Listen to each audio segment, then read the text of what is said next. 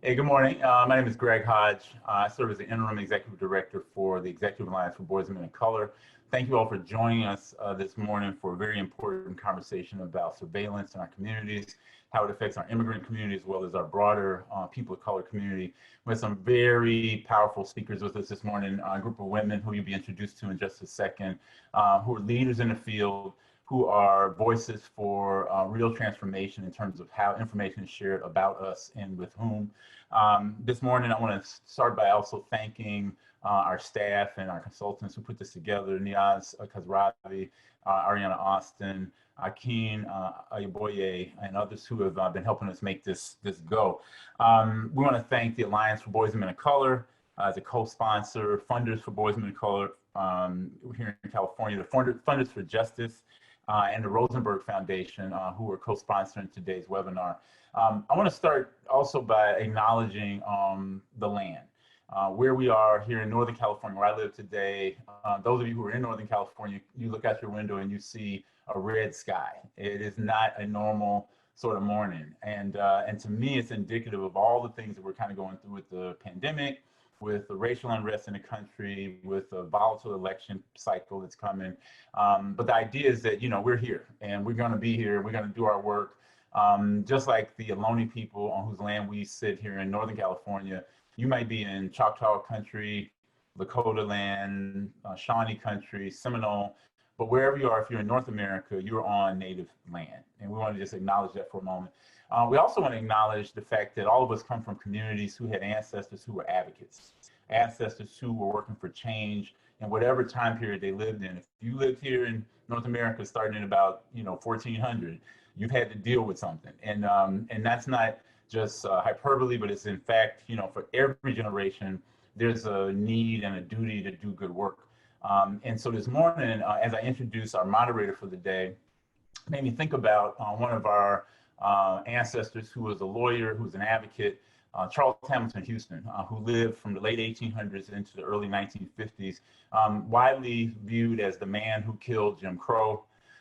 He was a lawyer. He was the dean of the Howard Law School. He prepared a whole generation of lawyers, including Thurgood Marshall and others, for what became Brown versus Board of Education.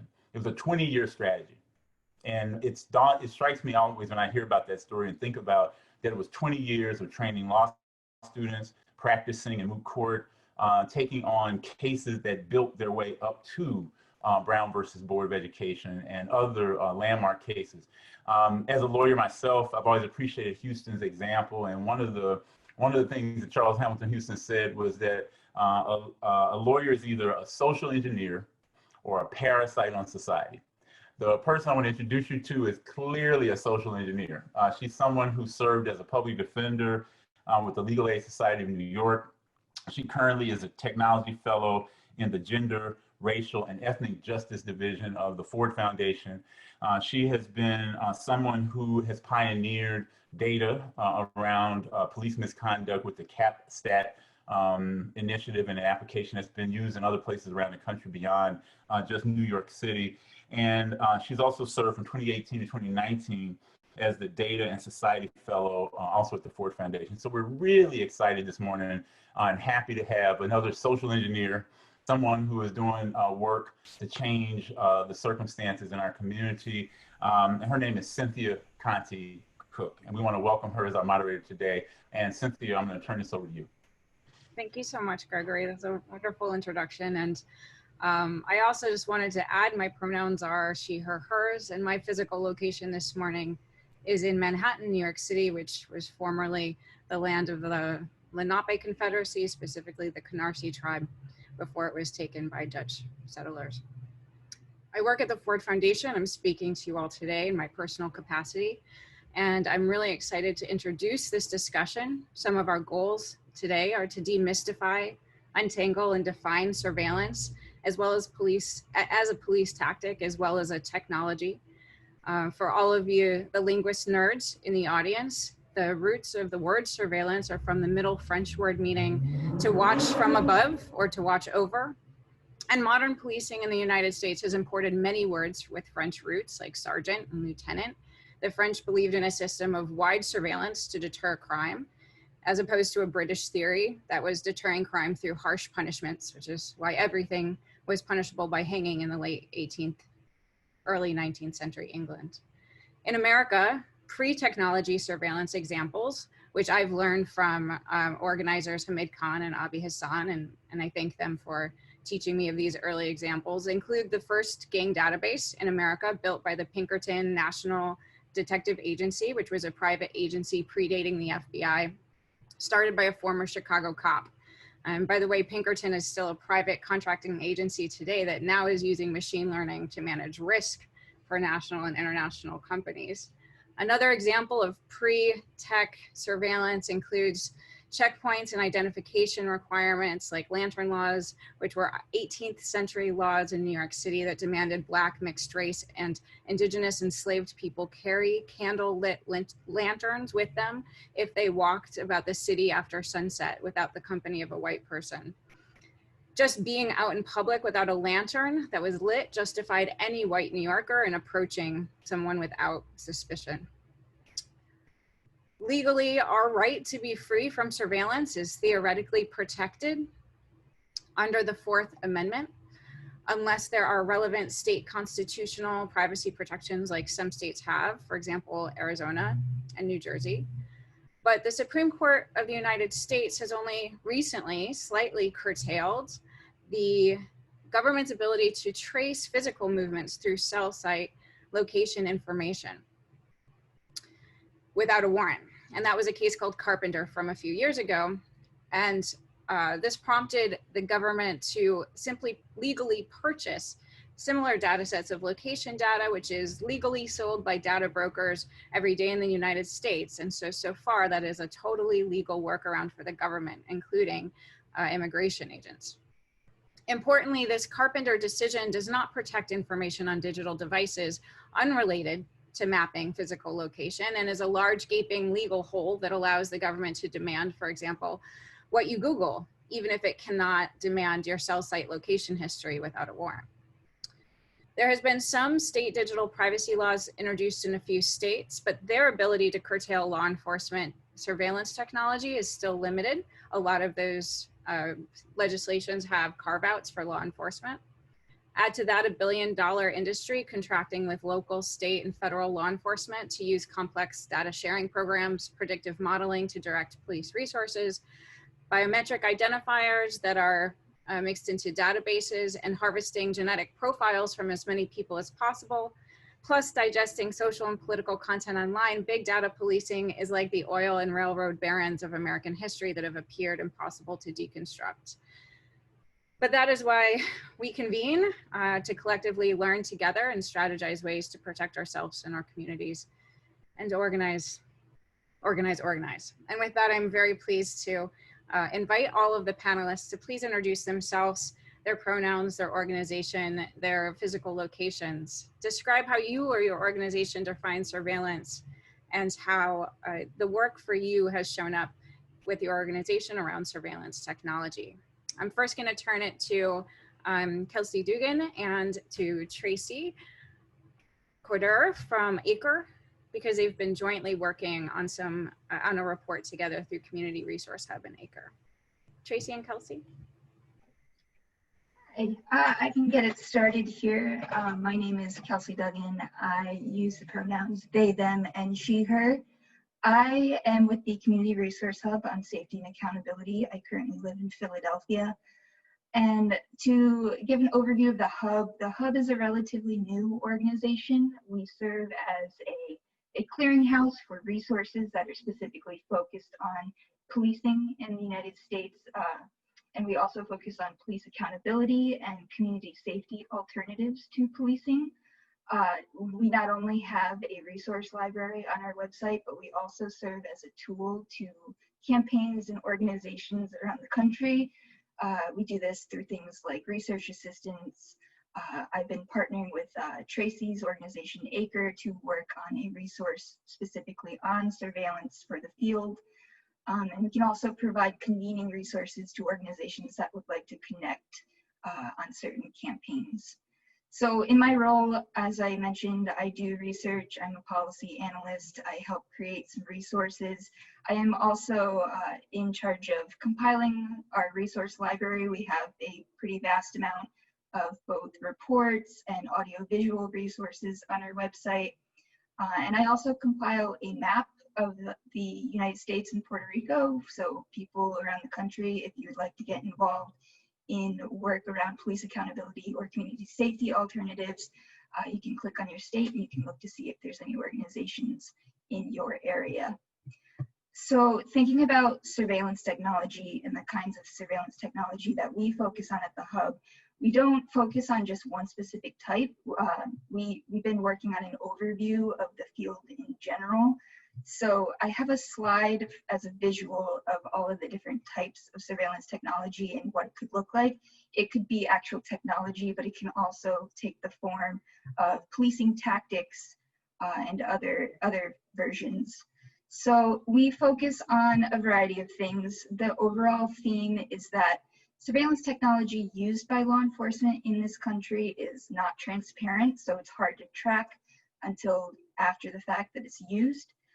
So we've been looking at different types, and this slide shows the few different versions that it can take and the ways that it's used. This is not exhaustive. There's always new and emerging things happening.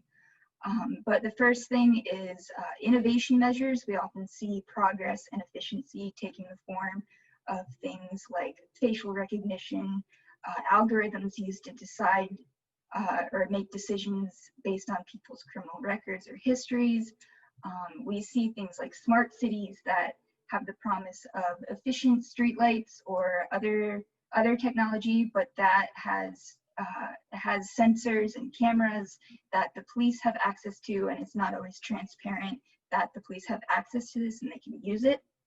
And then another form of surveillance that we've been seeing is this neighbor versus neighbor type of thing. So things like the Nextdoor app, the Citizen app, your doorbell cameras, while yes, it's understandable that you could use them for safety or connecting with your neighbors, they also have been used to criminalize people within your neighborhood. And then we've also seen with COVID-19 that there's been an increase in surveillance under the rationalization of public health and public safety. And then moving to things like biometrics, that has to do with physical characteristics, things like facial recognition, which is pretty popular, pretty well known about. But there's also things like gait recognition, so the way you walk or certain body parts can be recognized and stored in a database. There's aggression detection microphones that can claim to detect threats of violence from people's voices. We've seen the use of DNA to phenotype people to kind of guess what they would look like based on their DNA.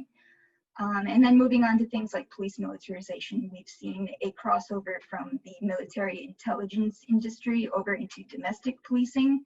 That takes the form of physical equipment as well as training. And then we see things like databases and lists. So we've seen things like gang databases that are used to criminalize people, and law enforcement like immigration and customs enforcement can use those lists to target people for deportation. And then other types of tech are things like body cams, drones, automated license plate readers, and all of these things can be used in a variety of contexts, and it's not always transparent when they're being used or how they're being used, which is where oversight and regulation come into play. And yeah, I can turn it to Tracey to discuss some more. Thank you, Kelcey. So my name is Tracey. My pronouns are she, her. I'm based in Oakland, California. It is pretty apocalyptic looking outside, but we are making it. And I work at Action Center on Race and the Economy, or ACRE, which is a campaign hub for organizations working at the intersection of racial justice and Wall Street accountability. So we provide research and communication infrastructure and strategic support for organizations working on campaigns to win like real structural change. And so Kelcey laid out a lot for us. And the way we define technology or surveillance at ACRE is through the same lens that we do all of our work. And that lens is racial capitalism. So who benefits from the constant watching of our neighbors and who are the targets? ACRE is explicitly an anti-capitalist, anti-racist, and an abolitionist organization. So our work in surveillance has exposed the ways that it's used to criminalize people and how it's been normalized in the ways that we've interacted with people. So things like doorbell cameras are normal. Things like cameras for people to wear that don't surveil. For example, police officers, they actually surveil us. And so we see surveillance as a form of policing that needs to be abolished and replaced with more community prescribed and democratically controlled forms of public safety. We know the tech industry is making billions of dollars, billions with a B, off of all of their ability to create and sell tech to law enforcement. And we know that police protect capital and surveillance, surveil our communities, and that it makes our communities a common enemy for capitalism. And we are also looking finally to think about what happens. So that right now we hear defund police as a demand in the streets. And for a lot of folks who have been working on this for a long time, it's surprising to hear this part of the lexicon. But we know that that white supremacy and capitalism adapts. And so one of the ways that it will adapt is to try to remove police officers, but replace them with cameras. And we have a saying constantly in our teams that we are not trying to replace cops with cameras. We are trying to replace them with actual safety. And so when we look at what happens after defund, we want to make sure that we're not living in a surveillance state. And I will pause there. We'll talk about it throughout the webinar. Thank you. I'll move it to invite Jacinta to introduce herself.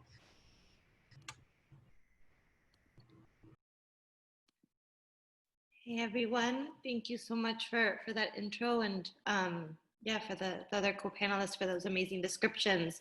My name is Jacinta Gonzalez. I'm a senior campaign organizer with Mijente. I use she, her, ella pronouns, and am right now calling in from Chicago. So very, very excited to be here with everybody. For folks that might not be aware of Mijente, we are a membership organization of Latina and Chicana folks that are organizing around racial, economic, gender, and climate justice. We have come together and built kind of a political hub for folks because we understand that in this moment, it's not enough to just be pro-Latinx, but we also have to be very much in a place where we're talking about being pro-Black, pro-woman, pro-queer, pro-trans, pro-worker, pro-undocumented, and pro-planet, because our communities need us to be fighting in all of those realms.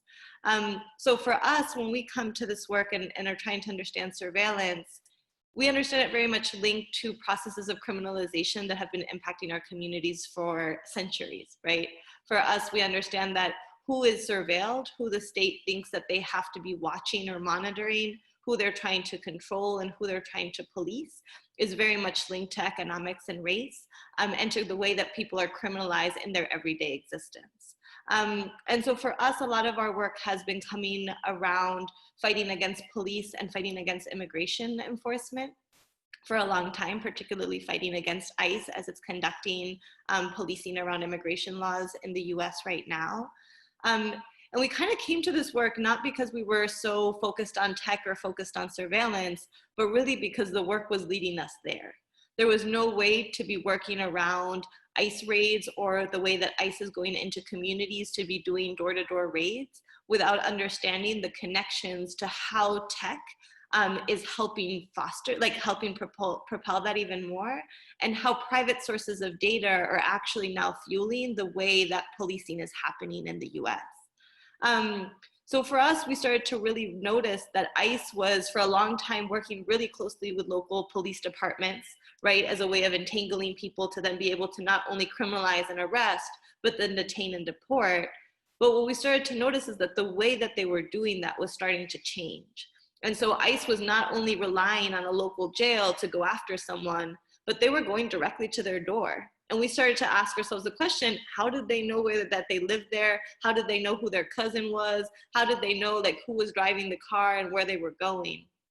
And so we put together in 2018 a report called Who's Behind ICE, the tech and data companies fueling deportations, where we began to do a lot of research to really map out who are the private and corporate partners that are working with ICE and the Department of Homeland Security to help ICE create this huge dragnet. And we were pretty surprised by what we found. Honestly, one, we didn't realize that, for example, some of the main data brokers, the main companies selling information to ICE are companies like Thomson Reuters or ARIA-Lex or LexisNexis. These are companies that most people would consider to be legal research tools, right? Or publishers. And turns out that they're actually buying bulk data from everything from utilities to different Office of Motor Vehicles to then be able to sell it to ICE or companies like Palantir. Palantir is another company that came out through our research because they're a company that is doing a lot of data analytics for ICE. So basically they buy all that information and someone has to process it and kind of store it and help organize it so that it can be at the disposal of ICE agents when they're going into the field. And so Palantir is the company that has created that for them and is currently about to go public in the next couple of weeks because, as Tracey was saying, they're making billions off of this type of surveillance and want to continue to make more. And then we also found out things like Amazon Cloud Services is actually the company that is providing the cloud hosting for ICE to be able to store all of this information. And actually one of the main ways that Amazon is making money is by providing cloud services to the government. And so for us, it was really interesting to be able to both, one, understand how all of this is working for ICE, but then also through the organizing, really both be able to say, on one side, we have to be talking about defunding the police, we have to be talking about abolishing ICE, but we also have to be able to figure out how to target the corporations that are fueling a lot of this and actually starting to set policy, right? A lot of what is being pushed forward in terms of what is considered new or innovative in terms of policing is coming from these tech companies because they want to make money off of it. And so for us, it's been really important to be able to both say, we need to be able to push back against the government for their policing practices, but we also have to be able to really expose the capitalist economy that is actually fueling all of these things as well, and through our organizing do both. So that's kind of how we got to this place.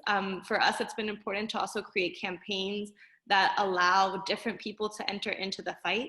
Whether you're an undocumented immigrant that is trying to understand how can you protect yourselves and protect your home, or if you're a student that's being recruited by these companies, or if you're an investor an investor that is trying to figure out where to put your money, how do we actually create tools and movements that allow everyone to participate and really thinking through a different way of approaching our private data and the way that surveillance tech is used against our communities. So I'm really excited about the conversation today and really excited to learn from all of the amazing presenters. Thank you. Turning it to Andrea.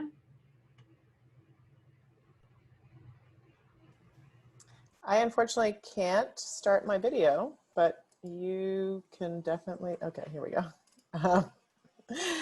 I mean, I'm happy for folks to see me at my happiest place by the ocean. My name is Andrea Ritchie. I go by she, I'm fine with any pronoun. And I work at Interrupting Criminalization with Mariam Kaba and Woods Irvin. It's an initiative hosted at the Barnard Center for Research on Women. I also am one of the co-founders of the COVID-19 policing project that Kelcey referred to that's hosted at the Hub, and also work with the Community Resource Hub to host learning communities around various issues connected to policing and surveillance around the country. So I get to work with dozens of organizations around the country who are involved in work around policing in many forms. And I'm coming to you today from Brooklyn on occupied Lenape, Canarsie Band territory. And I don't have much to add to the very comprehensive definitions of surveillance that my fellow panelists have offered. What I would say is that I think at Interrupting Criminalization, we would define surveillance as anything, any mechanism of monitoring behavior for the purposes of control and punishment, and that can take place through criminalization, but it also can take place through civil liability. It can take place through family court and other sort of helping social services. And it can also take place through the medical industrial complex through forced medical treatment. And in the context of forced medical treatment, and also to push people towards forced medical treatment. And so for us at Interrupting Criminalization, we're really focused on what is the point of contact between individuals and law enforcement that start chain reactions that land people in cages of all kinds, whether it's prisons, jails, police precincts, state hospitals, and forced incarceration, or into any kind of system where people's lives are surveilled and policed and controlled. So one of the forms of surveillance I would also add to Kelcey's comprehensive list is sex offender registries, which are definitely a mechanism of surveillance and control as well. And we have been looking at the intersection of policing, surveillance, and public health and reproductive justice. And we'll talk more about that in the rest of the panel, but that's, we predominantly have been focused, and also I should say, so at Interrupting Criminalization, we've been predominantly focused on how surveillance produces new points of contact for folks in the context of healthcare particularly, and in reproductive justice. And also wanted to add to my bio that I'm a longstanding member of the National Lawyers Guild, which is how I know our beloved moderator, and have definitely been focused on policing of protests since at least the Republican National Convention of 2004, and the ways in which protesters have been surveillanced, how surveillance of protest has sort of happened and increased and taken new and interesting forms, and also replicated many of the same forms over the years. So look forward to being in conversation about all of that with all of you. Thanks everyone so much for getting us going. I want to turn back to Tracey and ask you to elaborate a little bit more on what you sort of mentioned in your intro about how anti-surveillance technology organizing is fitting into the long-term goals of your organization. And I just invite you to elaborate that, especially in the context of efforts to defund and some of the technology companies trying to introduce themselves into those strategies to say they have alternatives to policing. Thank you for that. So the work I do at ACRE is really focused on policing and technology. And so the report that we put out with Kelcey is 21st century policing.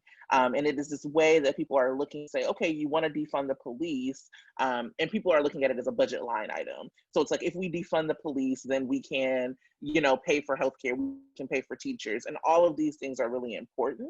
But the reality is we should be paying for these things anyway. And so defunding the police is not just a budget line item, it's actually a moral issue. And it takes everything that comes along with policing with it. And so that means surveilling our neighbors, it means criminalizing folks. And so when we talk about the work I do specifically, it's about saying there are too many people who are benefiting and profiting off of the way that we are criminalizing, being criminalized. And this should happen, and we should not be doing this regardless of a budgetary issue. And so I constantly repeat that, because when I started doing a lot of defund work, it was framed as invest, divest, like a one-to-one, like if we take away this, we can have that. And the reality is that we should take away this and still have that. And so that is, I think, the cornerstone to what our long-term goals at ACRE are. We are continuing to look at and help folks with local defund efforts. And we're already seeing people talk about things like, okay, well, let's put up stoplight cameras. Let's expand ShotSpotter. Let's make sure that every police officer is equipped with a body cam that's always turned on, and we're going to have these laws, and if they don't have them turned on, then there'll be consequences. And what we're saying is that actually is not the way to freedom and to decriminalization. And so being an organization, I think that recently when I came on explicitly called itself abolitionist, has been about continuing to figure out how we have the conversation and make it a part of the national narrative that defunding does not mean replacing cops with cameras. It actually means replacing cops in surveillance with the services that folks need to be able to keep their own community safe in a holistic way. Thank you. Can I ask you to just clarify what ShotSpotter is for some folks that might not be familiar with it? Well, I know that it works differently in different places, but specifically a grouping that I was working with in Milwaukee, Wisconsin, was talking about it being up at basketball courts and being able to track whether like activity around the courts. And folks were framing this as a good thing. One of the ways that we talk about this is that folks, when they are victims of crime, are only offered this policing or surveillance, or we can look at you after the fact. And so ShotSpotter is like looked at this as a way to get in front of what could happen in neighborhoods, but really it's just cameras at basketball courts looking at kids try to enjoy themselves and play. And so that is something that we're obviously against, but again, it's a struggle and a narrative shift because it is what people are offered as safety.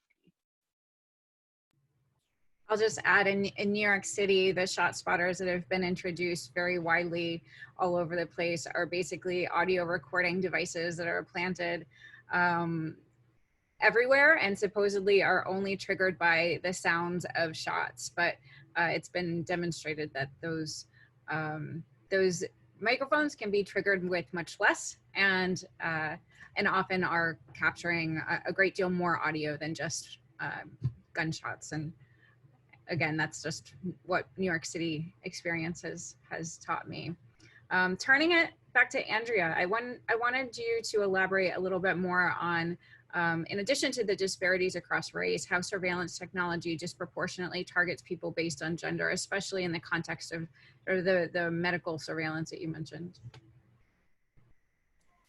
Sure. I mean, I think that there's a few touch points in terms of gender and surveillance. One is the surveillance of gender, right? Which is that, you know, we all have gender markers on our identification and in our public records and in our, in the government records, and that any discrepancies between that and how we express our gender, how we experience our gender, how we live our gender can lead to surveillance. Literally, that I've written about this many times, that if a police officer immediately can't sort of classify you in a box that makes him feel comfortable or makes them feel comfortable, then immediately they're going to perceive that as a sign of disorder, and they're going to start to surveil you and assume that there's something about your gender nonconformity that signals that there's some other reason to be watching you, and that can also come up in every context where there's social services or any interaction with a government agency. So just wanted to name gender itself as a thing that is surveilled, and then to say that certainly we've seen unfavorable pregnancy outcomes be something that is subject to surveillance. I think the case that most people might be familiar with is Purvi Patel in Indiana, who showed up at the emergency room bleeding and with an unfavorable pregnancy outcome, and wound up being prosecuted based on her web browser history that indicated that she had explored at some point the possibility of perhaps terminating her, or actually hadn't even explored that, had explored medications online, and people then did a chain of conjecture from there. I also wanted to just name that the entire family court system is based on surveillance, and that's a place that's also about behavior modification and control that disproportionately targets Black and brown people, and that parenthood is surveilled in very different ways depending on who's engaged in it, right? So the person who's written, I think, a great deal about this is Dorothy Roberts, and in one of her books, Cats Also Surveil You, apparently. Pardon me while I get rid of this surveillance tool. She's written about, for instance, seeing a white mother drop her kid off at school, 30 minutes early every morning, presumably because she didn't have childcare, and just leave the kid in the playground, and there was never a consequence for that parent. No one was even watching that white mother and what she was doing, whereas a Black mother doing that, we all know, would involve a very different consequence. But the different consequence would come in part because of increased surveillance about what Black mothers are doing with their children or not doing, because either because they're accessing public services, because they're living in public housing, because they're attending public hospitals, or because there's an inherent sort of sharper gaze directed at Black parents in public spaces. You know, if they smack a kid for trying to take a chocolate bar or something at a store, there's a very different response, for instance, as my mother did to me often, you know, that there's a different response to that than if a white parent is disciplining their child, including in very violent ways. And so just want to name that helping systems are also systems of surveillance. We've also seen that in the context of the drug war, where Black people, Black parents, pregnant people who go in to give birth are subject to unauthorized, non-consensual blood draws of umbilical cord blood, and that's tested for drugs. That's a kind of surveillance of literally our bodily fluids that is very much gender related and is very much about policing and controlling behavior of pregnant people, and controlling what people put in their bodies and what comes out of that. So I think those are some of the main ways. There's also, when I mentioned sex offender registries, that is about regulating sexual behavior on the part of people that can definitely be of racialized, gendered impact. So one of the cases I was privileged to litigate had to do with placing people on sex offender registries who offered oral or anal sex for money in Louisiana, and often offering sex for something of value when HIV positive can also land you on a sex offender registry. And then you're subject to surveillance in everything and anything that you do in ways that are also about controlling and punishing behavior that's about survival or economic choice under racial capitalism or something in between. And so those are some gender specific sites and forms of surveillance that we have been working on in Interrupting Criminalization, or that I've come across. Thank you. Continuing on the theme of the threats that surveillance technology poses for us, I want to ask Jacinta, can you talk about, I know there's been some wins in New York and a few other states about for immigration groups seeking to gain access to driver's licenses for undocumented people driving with licenses. What threats are they still facing from surveillance technology? And please feel free to also just elaborate on the additional threats that that getting a driver's license can also introduce. Sure, thank you for that really important question. You know, this has been a really hard issue to sort of talk about in a lot of spaces where folks are fighting for immigrant rights, because on one level, folks are so, because folks are so criminalized and because folks are constantly being harassed by local police departments, particularly for traffic citations, but there's been a lot of momentum and energy around campaigns to get folks that were undocumented to have access to driver's licenses or some form of permission to drive. But what we're seeing these days is that any data source that is created is a data source that is very quickly and easily being able to be shared with ICE. And so the implications of it can have, you know, unintended consequences in a lot of ways.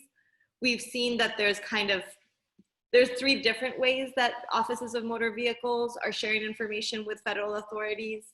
The first is kind of like the most obvious, which is when they directly ask for it. So there is a lot of documentation of ICE directly asking for lists of anybody who's asked for a driver's license, or doing facial recognition comparisons and scans, and using the whatever pictures they have on their, you know, as part of their access. But what's been even more concerning is that we've really understood more and more that offices of motor vehicles or utility companies are one of the main places where data brokers are buying their data. So a lot of state agencies actually have policies that allow offices of motor vehicles to sell their information. It was just recently announced that California did this, right? A lot of states do this. And so then that information is sold and sold and sold and ends up in the hands of ICE or other authorities. So it's been really important for us, and wanted to shout out Just Futures Law, who did a kind of a really good briefing on all of this for folks that are kind of policy nerds and want to get more of the details around how to sort of help create certain protections for this. But the third way that information is being leaked is through different databases where different states and federal agencies are sharing information willingly.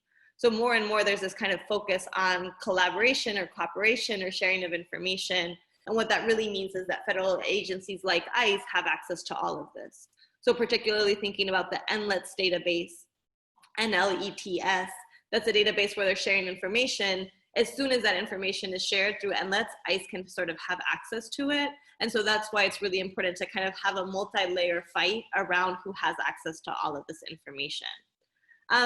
But then, to be honest, to make matters even worse, what happens sometimes in certain places where folks, for example, have access to a driver's license and feel more comfortable driving, feel more comfortable registering the car in their name, getting the insurance, is that all of that is also leaving a paper trail. So again, when you, for example, don't pay a ticket and it goes to collections, all of a sudden that data is now private data that can be sold to more data brokers as they're trying to get access to things. And so those kind of cycles give the ICE more and more information about where you live. Or it also makes you vulnerable to license plate readers, which have been used by both local police to be able to do traffic tickets and are seen as a source of local revenue, but also sort of share that information with ICE. And what we've been noticing more and more is ICE is using surveillance of vehicles to conduct their raids. So when they're going to people's neighborhoods at 6 a.m., they usually follow people's cars and already have information on where they live, where they work, what car they're driving, the license plate, et cetera. And so all of these things are kind of creating a bigger dragnet, but also a deeper culture of terror, right? When people really don't know who's watching, when they're watching, and when they can kind of be stopped, it's kind of increasing that feeling of insecurity, which is, so unfortunate given the very exciting wins of people being able to push to be able to be part of society as everybody else is and have access to a car, to be able to drive, to take your kids to school, to do all of the things that we know we have to do. So it's been a very hard problem to kind of address, but I think at the underlying level of it, we just have to understand that when data is privatized and can be sold in this way, there's always going to be these loopholes that are created for ICE or other policing agencies to have access to it. And so we have to really be thinking critically about, are we helping create more data, or are we actually starting to first think about what is the framework of which we're allowing this to happen before we're actually encouraging people to submit more information to the government, knowing that it's very quickly going to be used for policing. Yeah, absolutely. Thank you so much, all of you, for those answers. So it feels overwhelming, right? There is a lot happening, and it's happening in many different directions. I want to ask a series of questions to you all about how do we really identify whom the organizations that we're working with are focusing on, and how you sort of start to split apart the various connections between government agencies, industry, sometimes academics. And I just want to sort of invite you all to start naming who those actors are, so that we can sort of peel back the layers of how industry, the biometrics industry, for example, is working with government and working as well with academics. So this is a question jointly for Tracey and Kelcey, again, because they have the report that they've worked on together. Who is the focus of the anti-surveillance tech work and report that you both are working on? And when you're organizing campaigns targeting companies, government actors, academics, how do you sort of identify that for people in order to focus the campaign energy?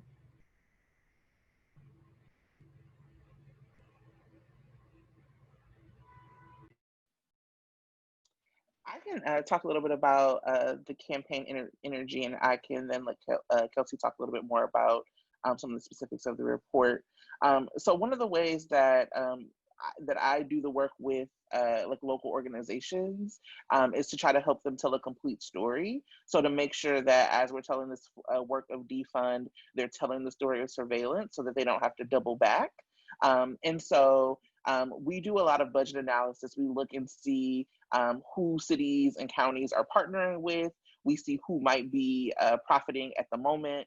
One of the really specific corporate actors that we talk about a lot is Amazon. We see that through the partnerships with Ring. We also look at different jails who are who will say like, oh, we're gonna let people out early or whatever. But what is really happening is that they're removing them from a cage and putting them in their homes with an ankle monitor, and actually like looking to see who are the companies and the corporations who are selling those ankle monitors to the state, to the county, who owns that, and then who their friends are. So if we can make a connection between county board supervisors or city council people who have relationships with some of those bad corporate actors, then people are able to tell that bigger story and that broader story during their campaigns, and making it really toxic to do work with those people. And so we've seen those kind of corporate campaigns happen. And you know, shame and blame is a effective way to organize, especially when it hits people's bottom line and their money, because it is about capitalism for them.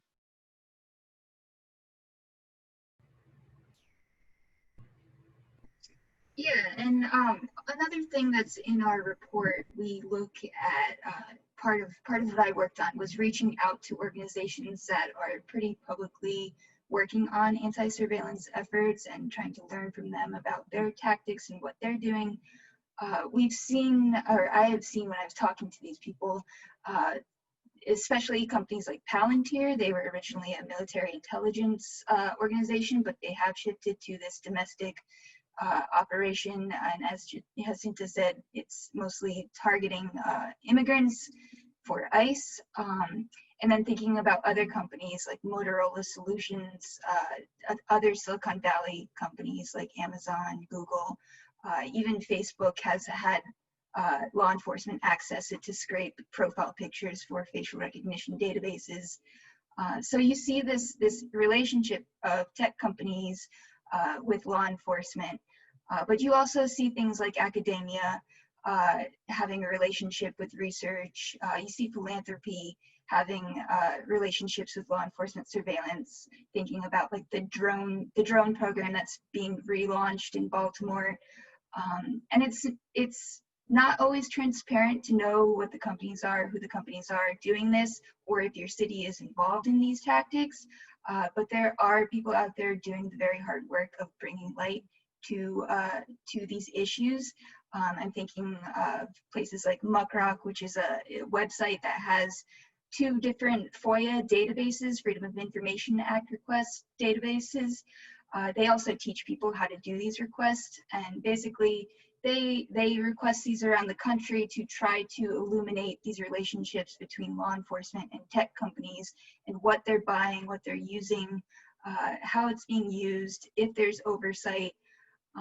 And they're storing that in a database that anybody can access, anybody can learn how to use, and then you can take that to your own campaigns wherever you are to try to influence your local government, state government, federal government, to try to take action around oversight and regulation of these things. Because without that oversight and that regulation, we see it disproportionately target people of color, low-income communities, but we also see it targeting civil rights and First Amendment rights, which affects all of us. So there are things at stake for everybody here.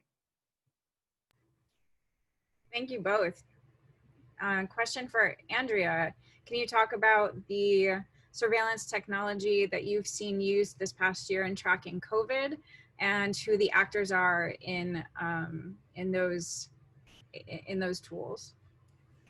Well, I've definitely seen people used as surveillance technology. Some of those have been police officers, and some of those have been community members. I think the thing that we've seen almost immediately from the outbreak of the pandemic is a default to criminalization, as a mechanism of control and punishment, to control behavior and punish behavior rather than support and giving people the information they need to stay healthy and safe, and the support they need to stay healthy and safe. You know, we're 6 months in with $1,200 as the sole support some folks have been able to receive. And so then kind of every tool has been used to surveil and control people's behavior. So definitely police officers who were deployed across the country, first to provide information, but really to surveil certain communities' compliance with mask requirements or social distancing requirements have been then a tool of surveillance. There's also been a lot of encouragement of and creation of snitch lines. And so instead of encouraging people to support each other in staying safe and staying together and apart, has been an encouragement to tell on each other. And to respond to fear by criminalizing each other. And we've definitely seen cameras and things like Project Greenlight in Detroit, which is a system of cameras across the city being used to both monitor social distancing and mask requirements and criminalize people for non-compliance, and to monitor and criminalize people engaged in protest, and to falsely accuse Black people of doing things now for the second time based on facial recognition. So we've definitely seen the tools of surveillance that we're seeing operating, for instance, as we usually do in protests, where there's drones and cameras and officers videotaping and using individuals who are live streaming or videotaping or photographing, or media, video and photograph being used in the context of protests, now also being used in the context of enforcement of public health orders. We are definitely seeing COVID being used as an excuse to target protesters. Many of us heard with alarm in Minneapolis, where the police chief talked about using contact tracing methodology to track protesters. And that's definitely been kind of how criminalization of protest has happened under the excuse of that we're trying to prevent spread of the pandemic. We've definitely seen surveillance being deployed in enforcement of quarantine requirements. Travel quarantine requirements, for instance, are very much in place in lots of states across the country. In New York City, there are checkpoints when you're coming back from another state that's on a list of states that have higher rates of COVID infection than we have.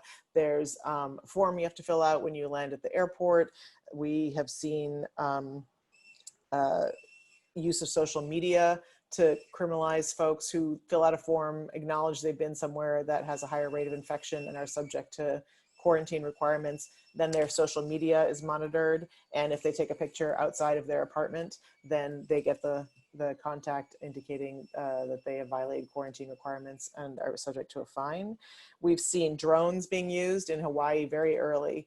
Drones were being used to enforce quarantine requirements and still are being used. Social media just generally is being used. And then we also saw early on in some states ankle monitoring being used to enforce quarantine requirements. And then obviously the power of arrest, which is being used indiscriminately. And the question of contact tracing and the ways in which that is being used as surveillance are still very much an open question, but the way that contact tracing has been working has been primarily to control people's movements and behavior and not to offer people support. So it's not like someone calls you up and says, you tested positive for COVID-19, what do you need right now and how can we help you? It's immediately about sort of surveilling where you've been and what you've been doing. And one final thing I want to talk about too is that this distance learning and Zoom sort of entry into people's homes as part of distance learning has also been intersected with some of the other forms of surveillance I was talking about earlier. So we've heard from folks in the Alliance for Educational Justice and the Police Free Schools context, and in Madison, Wisconsin, specifically from Freedom Inc., that when educators look through a Zoom camera and see conditions that they think are, again, in this question of like policing of parenthood and policing of family life, when they see stuff on the floor in a child's home, they've contacted Child Protective Services. When they've heard parents arguing in the background, they've contacted Child Protective Services. There's now this way in which distance education is like a new form of surveillance that's happening through, or an intensification of surveillance of low-income families, Black families, and families of color that's happening under the pretext of, or under the conditions created by the pandemic. So not necessarily under the pretext of the pandemic, but under the conditions created by the pandemic. And I think the message that we really want to share around that is to just really be careful around what kinds of things we call for when we're thinking about how to stay safe as communities, and how when people see rising rates of COVID infection and they see people, usually white people, privileged people, people who don't think they can get it, people who are refusing to wear masks for political reasons, engaging in certain kinds of behaviors, the demand, the call is, again, default to criminalization as opposed to defaulting to figuring out other strategies that won't actually be used against the same people that criminalization is always used against, which is low-income people, houseless people, people who are surviving through criminalized means, Black and brown people, obviously people in public housing, people who access public services. And so we're really trying to think through how we don't, as Tracey was saying in the defund context, don't kind of default to, okay, maybe cops shouldn't be going around enforcing mask requirements, but we should do something else that produces compliance and control through criminalization or fines or punishment in some way that leads to other forms of surveillance, even if it's snitch lines or other professionals. So when you asked about which actors are involved, obviously police are involved, but at this point, social workers, teachers, family members, and public health also as just as a system of surveillance. I think we tend to be like, we don't need a police response to something, we need a public health response, without recognizing that public health for Black and brown and disabled people and migrants has been a system of policing and surveillance and control also, and that is being deployed in this context too. A lot of times policymakers are delegating enforcement to law enforcement, but also sometimes public health authorities are delegating or deploying or deputizing law enforcement to enforce their contact tracing and quarantine requirements. So it's everywhere, I guess, is the thing, and we need to be careful to not default to that and not allow things to happen that will then become the standard of how we surveil people around health, because this is not the first pandemic, nor will it be the last. Thank you, Andrea. Jacinta, can you pick up on the COVID research that you mentioned you, along with Just Futures Law, has been working on, and also talk about what types of biometrics you see coming in the future, even beyond facial recognition? What do you see coming at us? Sure. Well, yeah, just to piggyback on that in terms of how COVID is leading to even more surveillance. You know, I think a lot of folks, I mentioned at the beginning, we've been talking about Palantir as one of these main companies that has been creating these custom-made data analytics platforms for policing agencies and the Department of Defense. And so when in COVID relief packages passed by Congress, it was sort of written into law that Palantir would get a no-bid contract to create the HHS Protect platform to be able to track COVID data. You can imagine the alarm bells ringing in our heads as we're really understanding that it's the same companies that are creating these tools for policing are now creating the tools to monitor our health data. And that, you know, as the Congressional Hispanic Caucus has been asking, you know, Health and Human Services to get information about how, you know, personal identifying information is going to be included or shared or not, that they're still not able to get clear-cut answers. So we're sort of in this very hard place where both, you know, as, you know, these mass companies are using lobbying to get into the halls of Congress and figure out how to write law and how to get these contracts, there still aren't adequate protections to make sure that this information is actually private and not being used for policing. So I think it's been incredibly concerning and something that we've been, you know, continuing to push on to try to get more information on, and to also have some sort of accountability for how these processes are happening. Separately from that, I would say, you know, what we've been seeing is, as Kelcey was talking about it, a lot of these companies start off as companies that are creating surveillance or war technologies for wars abroad that are quickly brought, you know, to the U.S. along a militarized border and then introduced into the rest of the U.S. both through, you know, federal law enforcement agencies like ICE or the DEA, or through local police departments and different agreements. So we kind of are able to sort of track how all of that is happening. And what we've been starting to track in terms of biometrics is that, you know, there's a very vivid and very good fight happening right now around facial recognition technology and how it's being used. But one company in particular, Clearview AI, kind of blew that conversation out of the water when they started to not only do facial recognition testing or comparisons, based off of existing databases, but they scrape the internet to get all of our pictures from Facebook, from Google, from Instagram, from Twitter, to be able to do something, to be able to compare images in this way. And for example, Clearview AI has contracts directly with ICE and is using that.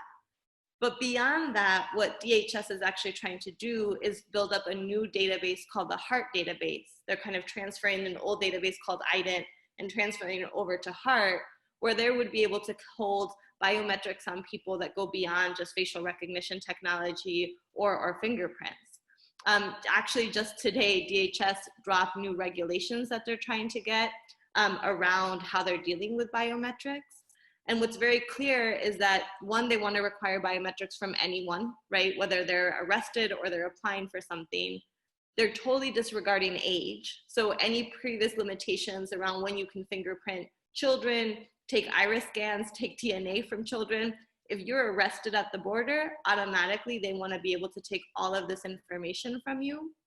And they're starting to expand it even more to include iris scans, palm scans, and voice prints.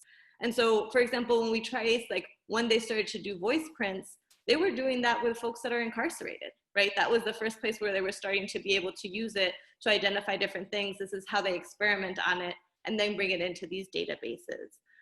Iris scans, similarly, they're wanting to be able to use it on children because they've been able to test that it won't change. So their way of being able to criminalize people from, you know, literally your birth in Honduras and Guatemala to wherever, you know, things will lead you in terms of life, being able to have a sort of extensive record on you to further criminalize you is how they're really approaching this in an international way. And the company that's building that database is Northrop Grumman, right? Which again, going back, is really a defense contractor in so many ways that has been thinking about these things in those contexts. So, you know, when we think about, oh, well, how do we protect ourselves from facial recognition technology? We have to be, you know, fighting that fight, but we also have to understand that it's actually going a lot deeper than that.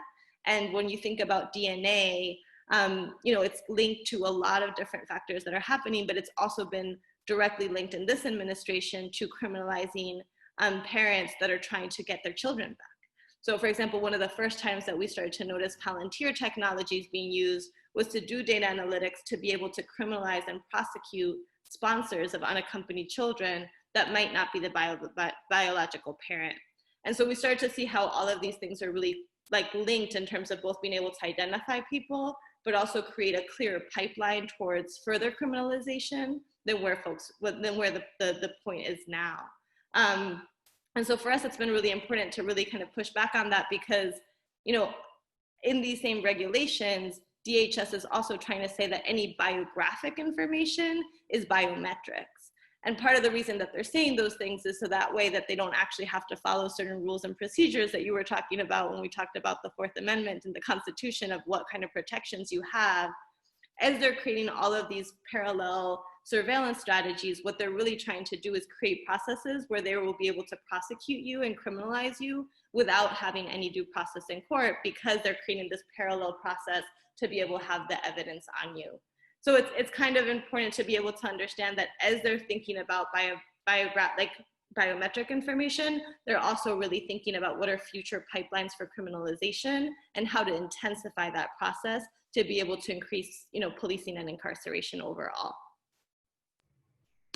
Absolutely. Thank you so much. And I'll also mention there's an excellent report by Human Rights Watch, authored by Sarah St. Vincent, about parallel construction, called The Dark Side, I believe. And it talks specifically about how prosecutors are intentionally using parallel construction as a way to do their investigations and then coming up with a different type of legal strategy so that they can hide the many surveillance technology tools and avoid any sort of judicial decision on their lawfulness from the courtroom.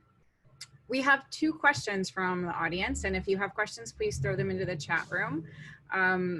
The first question is, as more and more of our schools start to implement these technologies to watch and police students, both in schools and now at home, I'm curious about efforts to watch these efforts specifically in schools.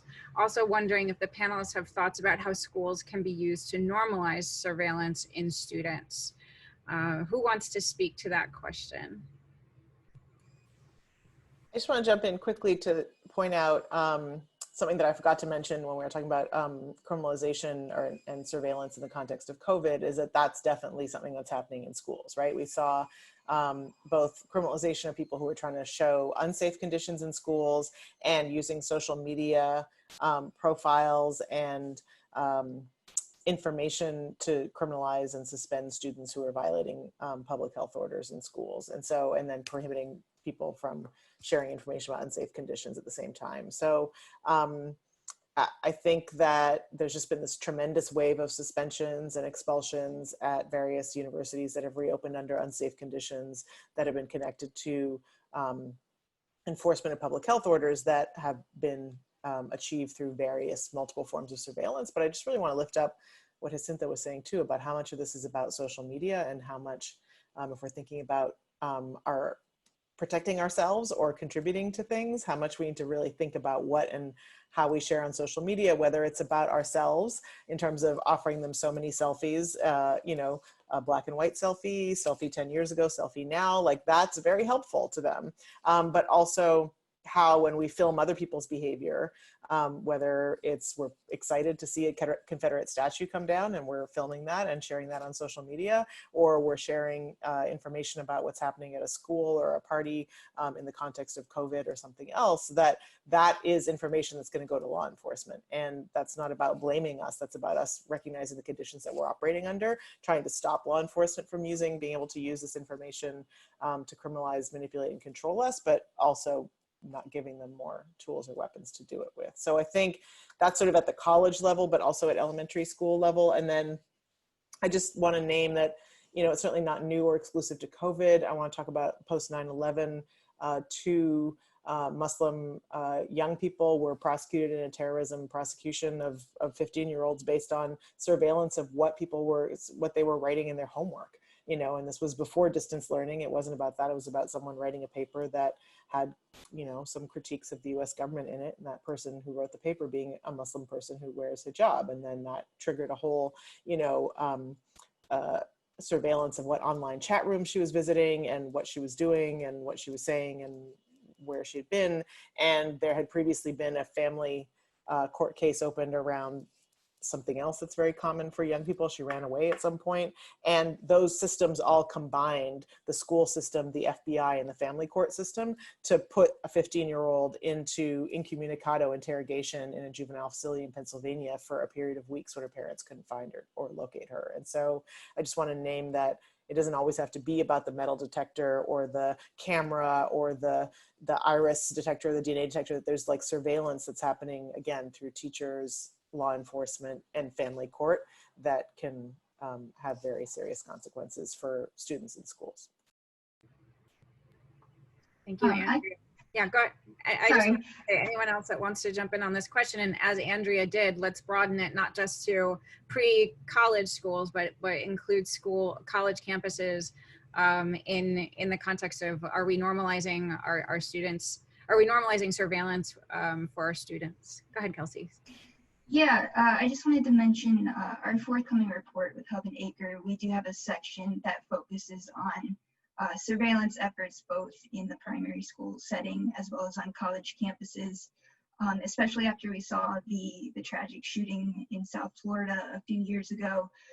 Florida in particular has started the Florida Student Safety Portal, which is a database that's to be used to track both mental health and behavioral issues with students.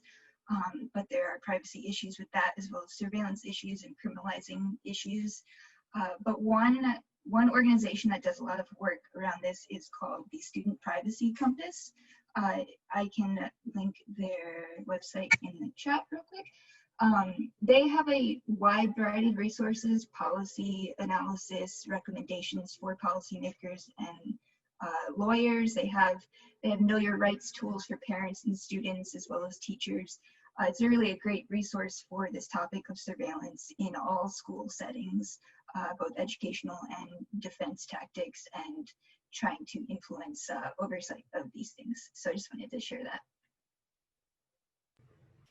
Thank you. I'll add to that. I'll mention there was a campus in Arizona that had you know, the typical sort of ID cards that a lot of students have and need these key cards in order to get through every door in the campus building. And the computer science professor thought it would be interesting and fun to take all of the data from those students' key cards that showed, you know, where they were and how they were navigating the campus, who they were with, and use it to predict or to allegedly predict how those students would perform. And they created a system that would actually create alerts around students who were following previously correlated patterns that connected to their academic performance, and try to pull them in for additional surveillance, as well as additional meetings with the dean and other types of just extra scrutiny, right, for those students. I'll share that link. One more question for our panelists. Can you please talk to the defund and the potential for corporations? I'm sorry, there's two more questions. Defund and potential for private corporations to step in, and could formal public-private relationships, like for example, a construction building, a bridge for the state, be used for surveillance or for law enforcement? And are there any examples of this? And I think that Jacinta mentioned public utilities, and I wanted to turn it to her first to try to answer that question. Sure. I mean, I would say a lot of the way that these surveillance tech companies and private data brokers, like that's the partnership that they're trying to do, right? When we did an analysis, I think it was like close to 20% of DHS's full budget is being dedicated to private companies doing data and tech, like either management or tools for them. And so this is why a lot of companies, you know, again, going back to Palantir, about half of their contracts and half of their revenue comes from government contracts. So if you're trying to really understand the private-public partnership, I would say that's a main, it's literally their economic drive of how they're really conceptualizing of what they're doing.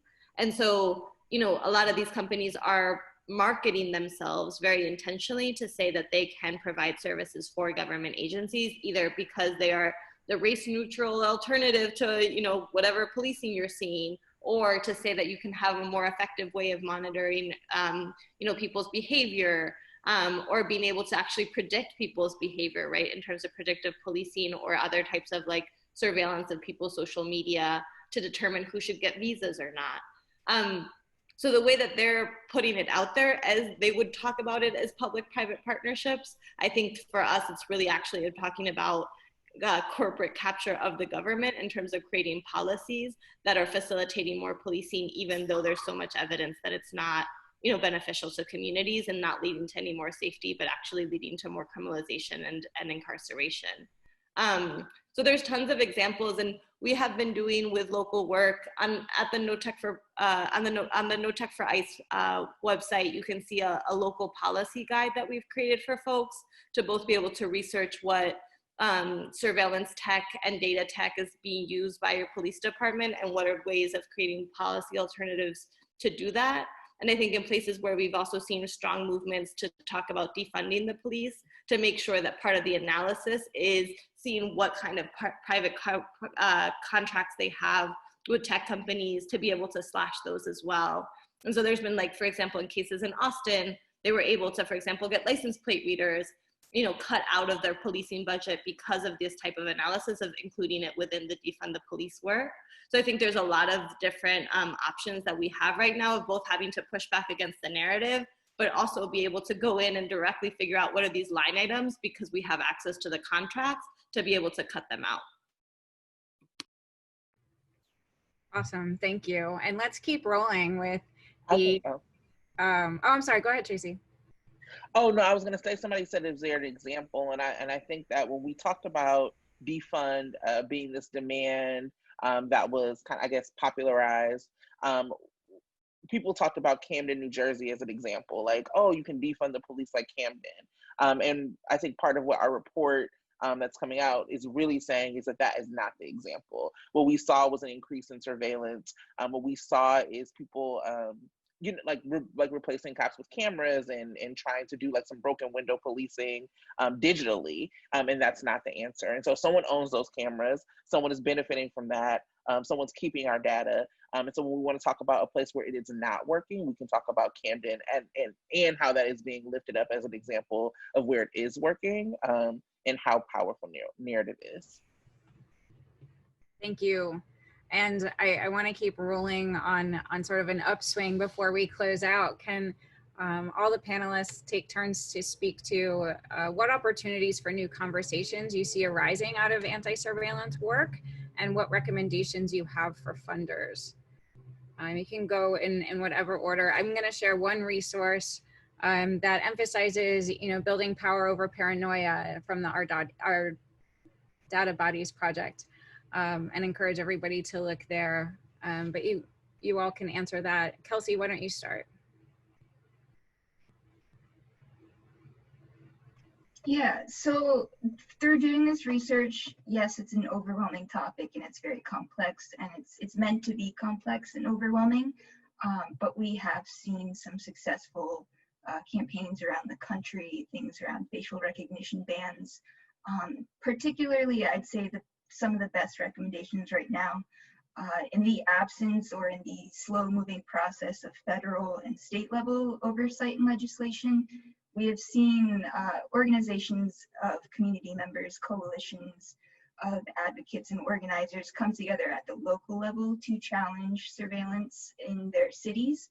And we've seen a few successes. I'm thinking about the Oakland Privacy Advisory Commission, which has the power to outright ban certain technology, and they've also created oversight legislation that's future-proof in the sense that it will keep up with all of this emerging technology, rather than doing it piecemeal or retroactively. And that's a model that would benefit the country overall as we wait for state and federal level to catch up. And for funders, just to add, for funders, the people disproportionately targeted by surveillance are going to be the experts about the solutions when it comes to these things. So I definitely think that a good recommendation would be to work with the people on the ground who are affected by this, pour resources and money into that. And that way they can take it to their local leaders, to their state leaders, to show them that there is serious concern around privacy and civil rights and protection. And this is something that we have to reckon with now.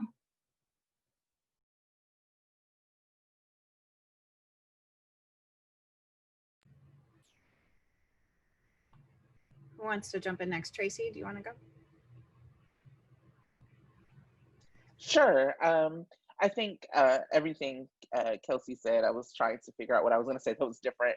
And it is that make sure that you're talking to people who have a complete analysis, and that you're resourcing work that speaks to that analysis. So much of this is a narrative shift. And so people will ask for, how do I measure this, or what are the deliverables? And sometimes the deliverable is not something that you can measure. It is the way that we talk about this. It is the way that we're able to shift culture away from this. So much of surveillance is embedded in us. Like, people have Alexa in their homes. People are buying Amazon Ring for their doorbell. So this is normalized. And so some of the ways that we can measure success is through one-on-one conversations, and it's really it's quantitative and qualitative. So just think about that when you're resourcing people, that let them tell you what some of the metrics are, and don't prescribe them to folks. Jacinta, you want to go next? Sure. I mean, I you know, when we think about this at the broadest of broad scales, right? Like, data really is now more profitable, or there's more money in it than even oil, right? Like, over $1 trillion of our global economy is just focused on how we're using and understanding data. And so it's affecting not only how people are policed, not only how people are surveilled, but literally our access to democracy and our entire economy. And so I think that provides like a very particular type of problem for funders, because it's like, where do I put it? Is it, criminal justice? Is it immigrant rights? Is it the economy? Is it, and the truth is it's all of those things. And so I think that there's also, I think, piggybacking off of some of Tracey's comments around metrics, it's also like, where does it fit within portfolios? It's not exactly clear.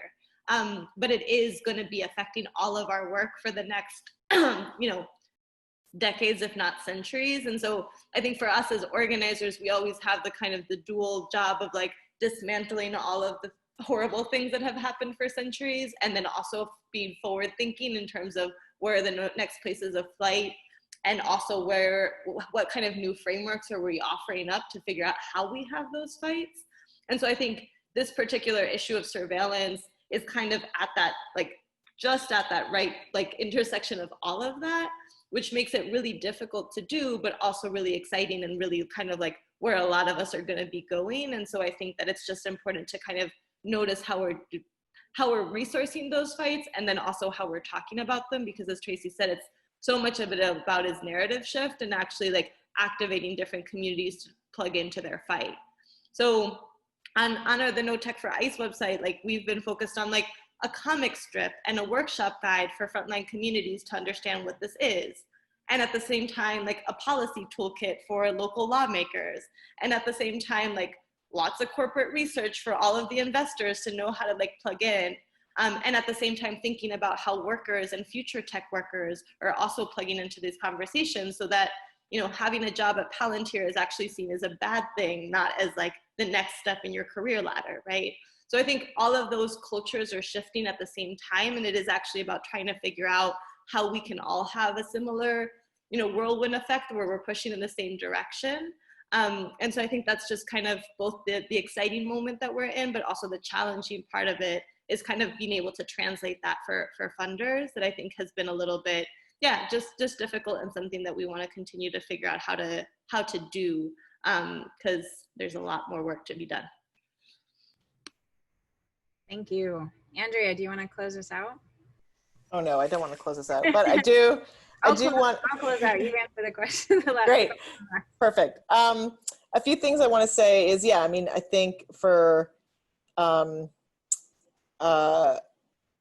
funders and community alike, that yes, this conversation, as Jacinta was saying, like opens up other possibilities in our current fights around defund, and thinking about, and making sure that we're heading things off at the pass that could be terrible ideas. I know, for instance, one of the first groups I worked with in partnership through the Hub and Borealis, the first call I had with them was like, oh, we're getting these, we did a participatory budgeting process and people voted that they wanted cameras. And so now we need legislation to figure out how the footage on the cameras is being used, and making sure that it's being used for the right thing and not the wrong thing. And it's like having that conversation about being like, what's the right thing? Like, what would be the right thing for those cameras to be used for? And then actually, oh, there is no right thing. It's just dangerous. And instead of trying to regulate them or oversight them, we should get rid of them, right? And I think that there's opportunities in the current defund moment to really talk about what the alternative is. And I think that takes us then to a question,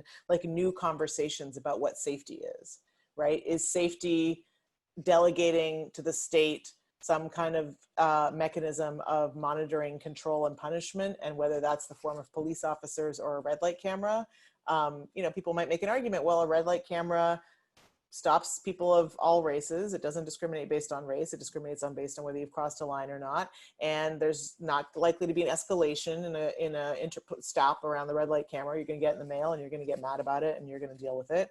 And it's a way of controlling behavior, right? And the thing is, well, first of all, those things are going to be placed in certain neighborhoods, then not others. They're going to be attacks on low income and Black communities, and they'll be used as a mechanism of surveillance. And so let's think about like traffic enforcement generally. How do we want that to happen, right? And let's not just default to the thing that sounds like the first right answer, right? That might solve some of the problems that we're trying to address. And so I'm saying that to funders and community. And then I think that also makes us think about for ourselves. Like, how are we replicating surveillance ourselves, right? And we see this in these neighborhood apps and Ring and so on. It's like, okay, so we're going to build community-based responses to safety. Does that mean I'm watching and surveilling people in the same way? Am I deciding who looks dangerous, who, as our community monitoring group, we should be watching more, you know, and how am I enacting that kind of behavior? And so I think it really makes us think about what safety is. And I think it also makes us think carefully about, and I really appreciate Jacinta saying this, like, if there's data out there, then there's potential for it to be used in a particular way. So let's not collect data, let's not generate data, let's not put ourselves in the situation. And I think this came up a lot in the years in the Obama administration. People felt like there was a lot of room to talk about policing issues and as they affected many different communities, including queer communities. And people were like, oh, we don't collect data about police interactions with LGBTQ people. We should do that. And I would be like, what? Why do we want to create something in a federal or a government database that says what I said my sexual orientation or gender identity was, or what a cop thought it was? And people were under the Obama were like, well, what's wrong with that? Now Mike Pence is vice president and that we can see what's wrong with that, right? So let's just think about the data we collect and create and why we're doing it and how it could be much more harmful than the thing that we are creating it to address.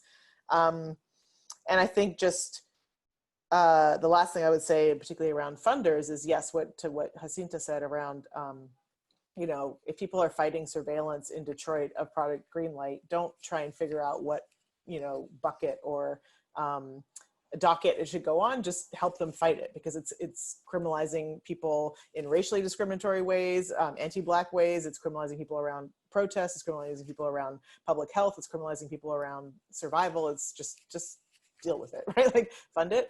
And then I'm noticing more and more how much of the funding world is tech companies. And I wonder if there's something funders can be doing in their peer groups around pressuring tech companies who are also funding a lot of the work that's to ironically fight the things that they're doing. So to just be really careful and thoughtful about yeah, how much of the funding world is now controlled by tech or fed by tech or fueled by tech, and how we might address that. But mostly, sorry, last thing, funders, please, just the thing is always do no harm. Like, don't go, oh, we see this thing, this looks like a great answer, let's throw all our money behind that, without really getting a chance to think through with people like Jacinta, like Tracey, like Kelcey, like folks who are deep in this work, how this could actually be harmful or create other mechanisms of surveillance, right? Like, oh, we shouldn't have policing of people in the drug war, we should have mandatory drug treatment. Now you've just extended a massive way of surveillance that maybe wasn't happening before, right? We shouldn't arrest people who engage in the sex trade. We should have prostitution court, which then, you know, sends people to counseling that's not confidential and extends for a long period of time and is another form of surveillance, right? Where suddenly it's like, oh, wait, your kid is at home? Now I'm going to involve family court. Oh, you're doing this to protect your undocumented grandmother? Well, now I have another. Like, so there's ways in which the things that we pose as alternatives and that funders like really get behind as like something that's different from what's happening now can in fact extend surveillance in so many longer, deeper, more harmful ways. And so to just really be thoughtful, all of us, about jumping at alternatives and not thinking them through. Yeah. What a great note to end on. Thank you all so much. I really appreciate the time and thoughtfulness in which you presented. I'm going to turn it back over to Gregory. I hope that everyone is leaving this conversation feeling like there's work to do, work that we can identify and work that we can fund. Thank you all. Gregory? I want to thank all of you. Cynthia, thank you so much for a great job this morning. And to Andrea, Tracey, Jacinta, Kelcey, thank you all for doing the work you're doing. You've given the rest of us who don't do this part of the work all day, every day, an opening, a leading edge conversation, and this notion of sort of forward-thinking vigilance and helping us have some power over the paranoia. That's my big takeaway quote for today, is how do we create the power? I want to thank all of the co-sponsors today. And by way of an announcement, we'll be doing another webinar under the auspices of the Executives Alliance on October 7th, 2 o'clock Eastern, 11 o'clock Pacific time, picking up a conversation around the alignment of the boys and the girls' work. with myself, Monique Morris, and some other folks who are going to help us have that conversation. Thank you all very much. Please take good care of yourselves, stay healthy, and keep doing the good work because we need you. Thanks.